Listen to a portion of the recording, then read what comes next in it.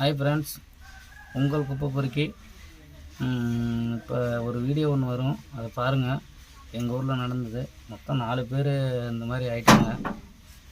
ரொம்ப கஷ்டமாக இருக்குது ஃப்ரெண்ட்ஸ். அந்த குழந்தை வந்து அப்பா அப்பான்னு கத்தும் போது ரொம்ப கஷ்டமாக இருக்குது. இப்போ வீடியோ உங்களுக்கு அனுப்புகிறோம், பாருங்கள்.